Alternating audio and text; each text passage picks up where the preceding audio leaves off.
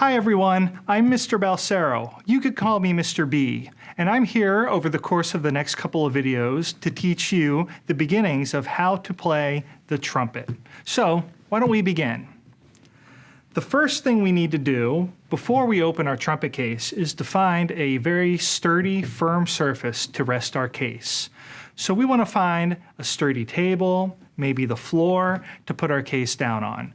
Avoid putting your case on chairs, stools, and other objects that might tip over easily or get knocked over by accident. Once you find your sturdy surface, then let's make sure that our case is in the correct position to open.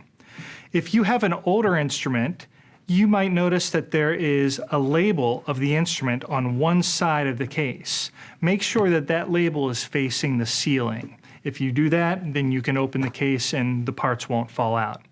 Newer cases, like the one I have here, is a little bit different. Both sides of the case look exactly the same, or very close to it. So in this case, we want to make sure that the latches of our case, when we flip up on them, that when the flipped part goes up towards the ceiling. So we want to flip the latches up towards the ceiling. Once we do that, carefully open the case to reveal the instrument. So here we are inside the trumpet case, and there aren't too many components. The first thing, which is the most obvious, is the trumpet. I'm going to lift this trumpet out of the case, putting my hand in the bell section, my left hand in the bell section, my right hand under this part of the trumpet. We're just going to lift it out and take a look for a moment. So when I look at the trumpet, there are a lot of different parts that I want to go over here. I'm going to start at the large flared out section. This is called the bell. It looks like a bell. It's called the bell, and this is where the sound comes out of the trumpet when we play it. As I follow this tubing along, you'll see here in the center of the trumpet are these big round casings. These are for the valves. These are the trumpet valves. Also, you'll notice that there are a couple of keys along the trumpet that have springs on them. These are the water keys, and these are what we use to get the condensation out of the instrument that builds up. We also have parts of the trumpet that move.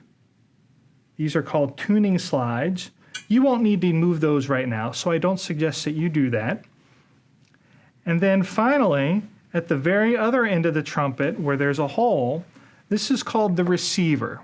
The receiver is where I put the mouthpiece in the instrument in order to play it. So carefully put that back down in the case. As I examine the case further, you'll also notice that you'll have a compartment that has the trumpet mouthpiece. It might go into a hole like this case. It might also have a section of the case that opens and closes with a latch. Many cases look quite different, but I'm sure you'll be able to find these parts in your case. Other parts that you will see in here are some accessories. You might see a tube of some gel-like grease.